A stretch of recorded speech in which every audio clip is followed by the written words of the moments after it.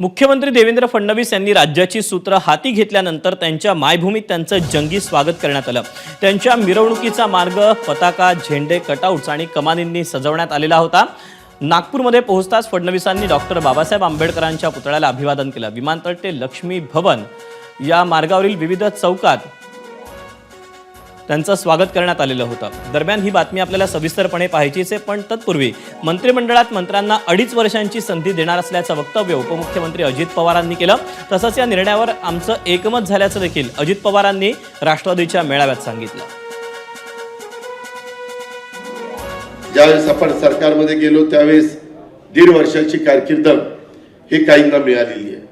ह्या 5 वर्षाच्या कारकिर्दीमध्ये साधारण डोक्यामध्ये आम्ही लोकांनी असं ठरवलेलं आहे, काही 2.5 वर्षाकरता काहींना संधी द्यायची, म्हणजे अनेक मंत्री आणि राज्यमंत्री त्याच्यामध्ये सामावून घेतले जातील, अनेक जिल्ह्याला प्रतिनिधित्व मिळेल, अनेक भागाला त्याच्यातनं त्या ठिकाणी प्रतिनिधित्व मिळेल आणि साधारण त्याच्यामध्ये आमच्या तिघांच्या मध्ये देखील एकवाक्यता झालेली आहे।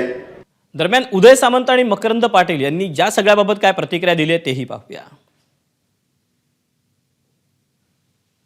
2.5 वर्षाच्या फॉर्म्युला संदर्भात काही प्रतिज्ञापत्राचं ठरलंय किंवा बोलणं झालं? नाही, मला असं वाटतं की शेवटी राज्याचे नेते, आमचे शिवसेनेचे नेते 2.5 वर्ष कशाला, उद्या जर 2 महिन्यानंतर आम्ही जर परफॉर्मन्स दिला नाही आणि त्यांनी जर सांगितलं की मंत्रिमंडळातनं थांबावं लागेल, ते तरी देखील थांबलं पाहिजे। त्याच्यासाठी 2.5 वर्ष कशाला? आमची परफॉर्मन्स देण्याची जबाबदारी आहे, आम्हाला चांगलं काम करण्याची जबाबदारी जी शिंदे साहेबांनी टाकलेली आहे त्याला आम्ही पात्र ठरलं पाहिजे। आणि त्याला आम्ही जर नाही पात्र ठरलो आणि शिंदे साहेबांनी 2 महिन्यानंतर सांगितलं की थांबलं पाहिजे, तर आम्ही थांबलं पाहिजे। त्यासाठी अग्रीमेंट कशाला पाहिजे? खूप आनंदाची भावना आहे। गेले 4 टर्म मी वाई विधानसभा मतदारसंघाचं नेतृत्व करतोय।